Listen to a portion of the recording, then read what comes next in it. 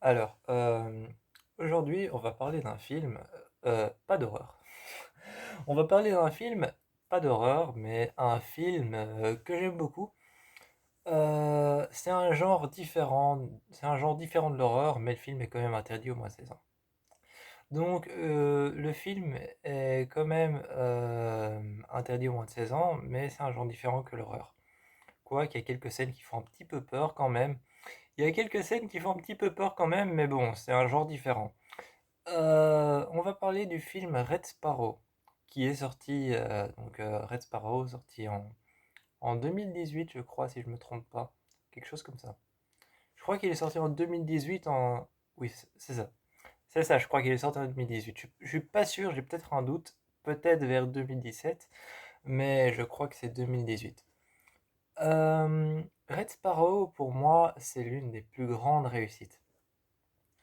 Pour moi, Red Sparrow, c'est vraiment dans le genre film thriller drame et film d'action.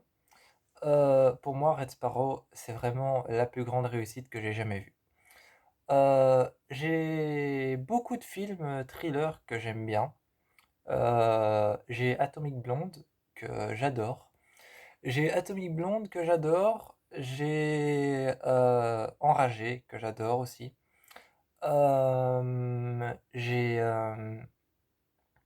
No Time to Die que j'adore. C'est vraiment le James Bond que j'aime le plus. Le James Bond que j'aime le plus, c'est No Time to Die. Et je trouve qu'il est magnifique. Il est super bien réalisé. Il y a des plans qui sont ultra beaux. Le méchant fait pas très peur, mais bon, il est très très beau esthétiquement.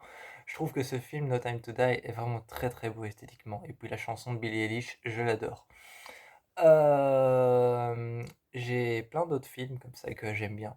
Mais je trouve, j'ai aussi Spectre de 007. 007, Spectre, je l'aime un peu moins. Je trouve qu'il est un peu trop sombre. Mais j'en ai plein. J'ai aussi le film Ava que j'aime beaucoup. Bref, j'en ai des centaines. J'en ai des centaines des films thrillers. Et celui-ci, je trouve que c'est je trouve qu'il est parfait en fait. Ce film, je trouve qu'il est parfait, il est juste génial. C'est quelque part, je vais pas dire que le film est une perfection, parce qu'on peut trouver des bémols, on peut trouver des points faibles partout. Sur tout le monde, on peut trouver des points faibles, sur n'importe quoi, on peut trouver un point faible, et on peut trouver un bémol partout, donc je vais pas dire que le film est parfait. Le film est vraiment génial. En fait, je trouve qu'il est génial dans le sens où c'est l'un des films qui a une durée la plus correcte pour moi, parce que certaines personnes n'aiment pas les longs films, hein, et c'est un long film. C'est un film qui dure 2h20 en fait. Et je trouve que 2h20, c'est juste la durée parfaite en fait. C'est juste la durée parfaite. C'est ni trop long pour 2 heures, ni trop court pour 2 heures. Parce que j'ai déjà vu des films qui font 2h40 comme Avatar, et des films qui font 2h30 comme Suspiria. Et je trouve que 2h20, c'est juste correct. T'as eu assez de longueur, t'as eu assez d'histoire, ça a été expliqué, raconté, le film était bien, et il y avait de la substance, il y avait vraiment, il y avait tout en fait. Il y avait de la substance, il y avait de l'histoire, ça a été raconté, ça a été expliqué, et tu avais une durée qui était parfaite. Donc, et aussi je trouve que c'est l'un des films qui avait le commencement le plus beau. C'est l'un des films qui avait le commencement le plus beau. En fait, le film, pour un film d'action, déjà j'ai été très étonné qu'il ait un commencement comme ça. Mais pour un film d'action thriller, euh, et ben en fait, il a un commencement qui commence sur le Bolchoï. Le Bolchoï, je sais pas si vous voyez ce que c'est, mais c'est une sorte de gala de danse. C'est un peu comme le lac des Cygnes. C'est un peu comme le lac des Cygnes chez nous. Le Bolchoï, c'est une sorte, je crois que c'est une sorte de gala russe dans lequel on voit des ballerines. Et en fait, je crois que c'est Dominica son nom. Euh, je crois que c'est, je crois que c'est Dominica son nom, je pense. Euh,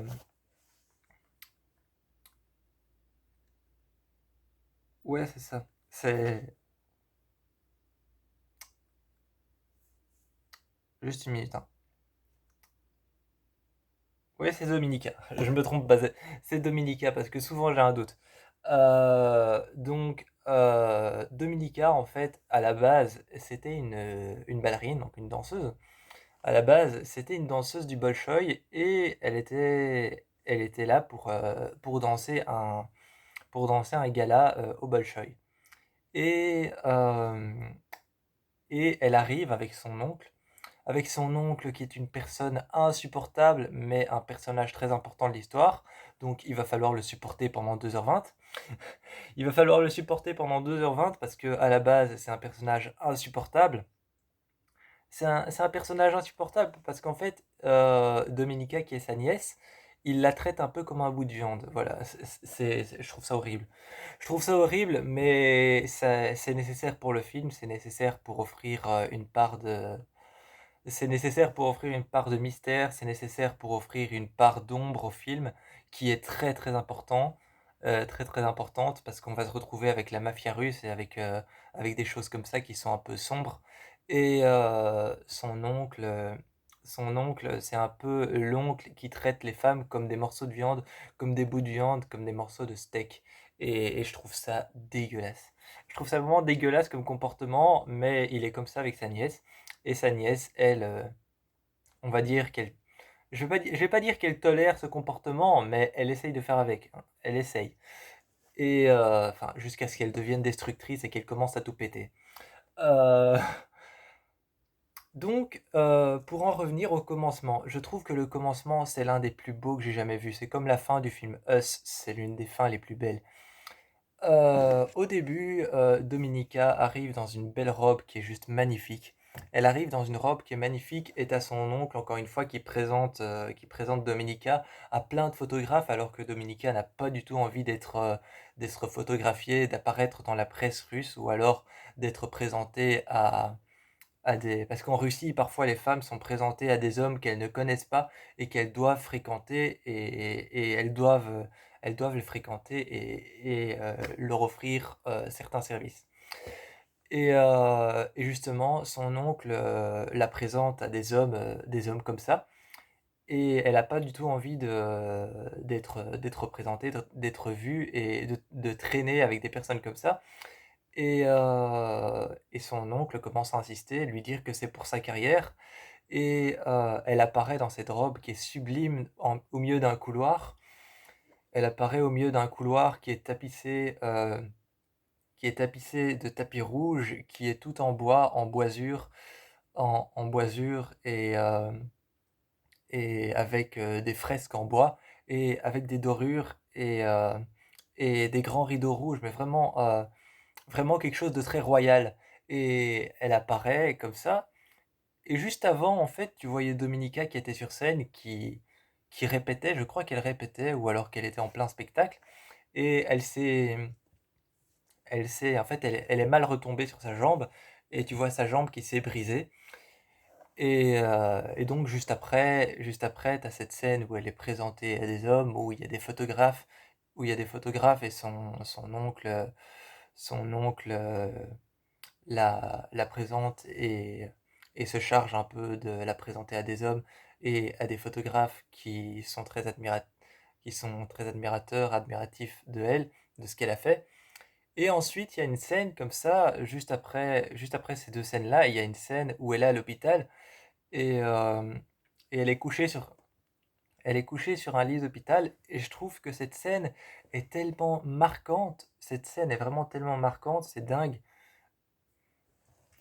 Elle est, euh, Elle est sur un lit d'hôpital et en fait, elle voit pas sa jambe. Elle voit pas sa jambe, elle est couchée et sa jambe est reposée. Sa jambe est reposée sur un coussin et elle est tendue et droite. Et donc sa jambe qui est tendue et droite est reposée sur un coussin avec, euh, avec des broches en fait, avec des broches qui sont rentrées dans sa jambe. Et tu vois juste l'actrice Jennifer Lawrence, tu vois juste Dominica qui lève un peu la tête.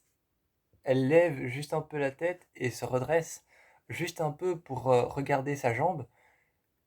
Et là, t'entends vraiment, mais de loin. T'entends vraiment de loin, comme si la caméra filmait ça. Enfin, la caméra filme le lit de très loin, parce que tu vois le lit au milieu de l'écran en très petit. Et t'entends de très loin Dominica qui commence un peu à sangloter, à pleurer. Et tu vois le film Red Sparrow, le titre du film Red Sparrow apparaître juste au-dessus de son lit et l'écran qui, je crois, commence à devenir rouge. Et, euh, et ce que j'aime bien, c'est qu'ils ne se sont pas pris la tête à genre faire juste apparaître le titre Red Sparrow. Je crois que l'écran commence à devenir rouge. T'as le titre Red Sparrow qui reste et le nom du film qui reste en rouge, mais un rouge genre presque différent de l'écran qui devient complètement rouge. L'écran devient complètement rouge, genre rouge carmin, très très rouge et presque rouge sang comme ça. L'écran devient rouge, vraiment presque rouge sang, et t'as le titre Red Sparrow qui reste et qui s'inscrit lui aussi en rouge, donc du rouge sur du rouge, c'est très difficile à voir, mais c'est un rouge qui est assez différent pour qu'on puisse quand même voir le titre. Donc genre t'as un rouge sang qui apparaît et t'as le titre qui apparaît lui en rouge carmin, donc en rouge beaucoup plus clair. Et c'est c'est deux couleurs de rouge assez différentes pour qu'on puisse distinguer le titre du fond. Et j'ai trouvé ça, je trouvais ça beau. Je trouvais ça vraiment beau vraiment c'est un film que j'ai beaucoup aimé. C'est vraiment un film que j'ai beaucoup aimé et surtout parce que il y a une scène que j'adore qui se passe à la piscine. Il y a une scène que j'adore qui se passe dans une piscine municipale et t'as Dominica T'as Dominica qui apparaît avec une sorte de maillot très ouvert et elle apparaît à l'écran avec une sorte de maillot de bain très ouvert, noir. Je saurais pas dire comment il est, mais genre avec des ficelles sur le côté qui fait bien ressortir sa silhouette, on va dire. Et elle croise un homme avec un maillot de bain. C'est à partir de ce moment-là qu'ils commencent à se fréquenter, qu'ils commencent à se rencontrer.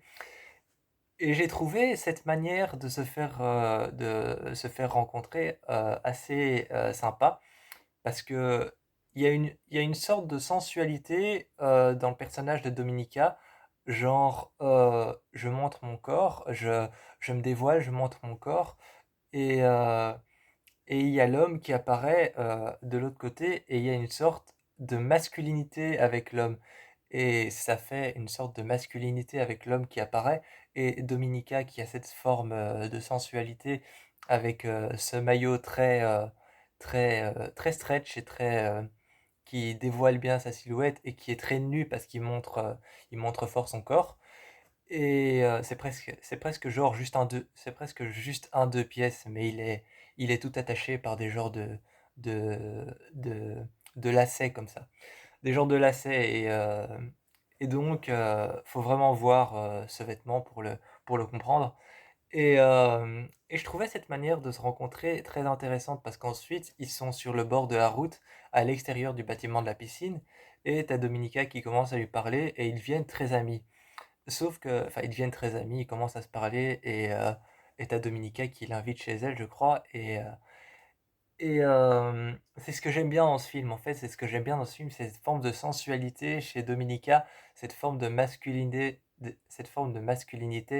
chez son partenaire qui, souvent, son partenaire dans le film paraît être son partenaire, mais n'est pas toujours son partenaire. Des fois, t'as l'impression que Dominica est t'as l'impression que Dominica est un peu plus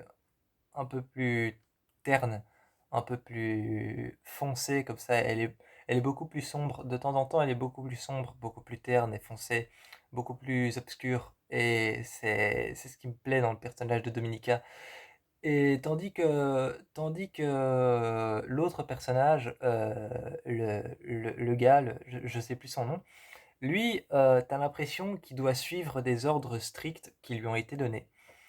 Lui, tu as l'impression qu'il doit suivre des ordres vraiment stricts qui lui ont été donnés et qu'il a une ligne devant lui. Tu as vraiment l'impression que lui, il a une ligne devant lui, qu'il doit suivre quelque chose qu'il doit faire et il doit aller jusqu'au bout, sinon, voilà. Et Dominica, tu as vraiment l'impression que c'est juste champ libre, en fait. Tu as l'impression qu'elle, c'est champ libre. On lui a dit: «Tu fais ce que tu veux, mais il faut que tu ailles jusqu'au bout de ta mission». Mais pour elle, c'est champ libre. Tu fais ce que tu veux, tu y vas, mais tu vas jusqu'au bout de ta mission. Et ce que j'aime beaucoup, c'est vraiment, que Dominica est un personnage qui use de ses sens féminins. Elle use de sa silhouette, elle use de son corps, de, elle use de son corps, de sa silhouette, de sa féminité, de tout, de ses charmes. En fait, elle use vraiment de tout ce qui est possible, elle va en user. Elle va user de tout, de sa sensualité, sa féminité, sa silhouette, son corps. Elle va souvent s'habiller de manière très Elle va souvent, s'habiller de manière très, comment expliquer ça? Pas très féminine, mais provocante, voilà, provocante. Elle va souvent s'habiller de manière provocante pour, en fait, attirer les hommes qu'elle doit attirer, pour, accomplir sa mission et justement, en fait, dans le personnage de Dominica, on retrouve c'est ça que j'aime bien dans le personnage de Dominica, en même temps, on retrouve un personnage faible et perdu. En même temps, on retrouve un personnage faible et perdu. En même temps, on retrouve un personnage brutal et meurtrier. Et en même temps, on retrouve un personnage manipulateur et toxique. Et c'est ça que j'aime bien, c'est que t'as ce contraste entre le personnage de Dominica qui est, qui est manipulateur et toxique, le contraste entre le personnage féminin et, et, euh, et un peu ce personnage féminin est vraiment très sensuel. T'as aussi le personnage provoquant de Dominica et t'as le personnage meurtrier et assassin. Et ça, c'est un genre de mélange de plusieurs personnages sur un même personnage qui fonctionne très bien. Et c'est vraiment, tout tourne autour du personnage de Dominica et c'est ça que j'aime beaucoup dans ce film. Et c'est aussi la relation qu'elle entretient avec cet homme qui travaille pour, je pense, une autre mafia ou alors, un autre, une autre forme de police et il travaille pour un groupe, une autre forme de police.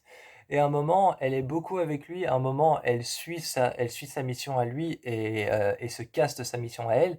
Genre, elle se casse de sa mission à elle et elle va suivre sa mission, la mission de l'homme avec qui elle est. Et quelques scènes plus tard dans le film, elle lui tourne le dos et elle recommence à suivre sa mission à elle. Et c'est de nouveau champ libre et elle commence à faire ce qu'elle veut. Et dans le film, j'ai beaucoup retrouvé l'univers un peu des films 50 nuances degrés. J'ai beaucoup retrouvé l'univers des films 50 nuances degrés. J'ai peut-être pas vu les films 50 nuances degrés, mais j'ai lu les livres. Enfin, j'ai lu les livres, j'ai lu quelques pages en fait. J'ai lu quelques pages des livres 50 nuances degrés. Euh, et j'ai trouvé qu'il y avait un peu le même, parce que souvent dans les livres, ça ça c'est vrai, hein, souvent dans les livres, il y a beaucoup plus de détails qu'il n'y a dans les récits, dans les films ou dans les séries. Les séries ou les films qui sont adaptés de romans ou alors de comics, souvent c'est dans les comics ou les livres qu'il y a beaucoup plus de détails et qui a vraiment que c'est plus détaillé. Donc, j'ai retrouvé vraiment le même univers que dans les films 50 nuances degrés. Il y avait ce même univers que dans ces films-là. Et ça m'a beaucoup plu, je dois dire, de voir un film sur la mafia et d'y retrouver le même univers qu'un film qui est, je vais pas dire un film qui est complètement sexuel, mais un film qui est très sexuel. Voilà. Parce que 50 nuances degrés, c'est pas ce qu'on pense, hein, c'est pas que du sexe, hein, mais voilà.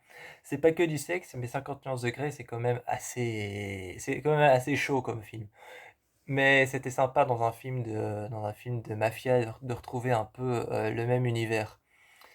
Et c'était vraiment des décors super beaux comme la Place Rouge la Place Rouge, je pense que c'est à Munich, je suis pas sûr.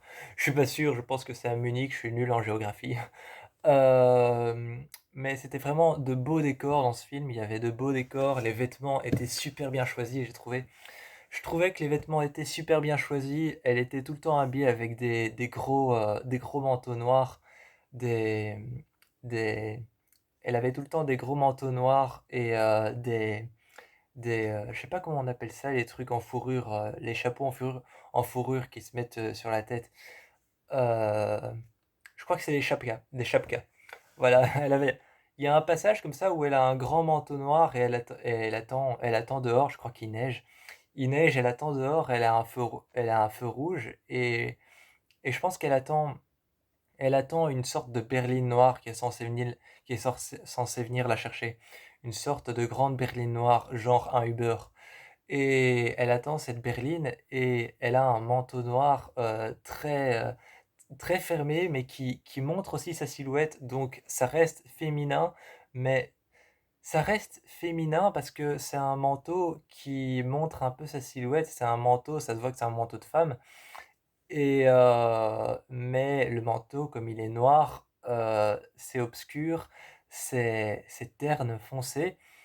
Et, et avec cette chapka sur la tête, ça fait encore plus mystérieux, genre il faut que je me cache. Et j'ai beaucoup aimé aussi j'ai beaucoup aimé aussi toutes les petites scènes qui se passent dans les petites rues. Il y a une scène, un moment où un homme tire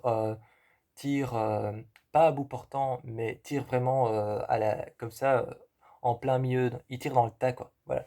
Il tire dans le tas, il tire en plein milieu de là où il est et il tire en plein milieu de la rue. Et t'as une voiture, une berline qui commence à le poursuivre et il commence à essayer de se retourner et de se retourner, de tirer de temps en temps.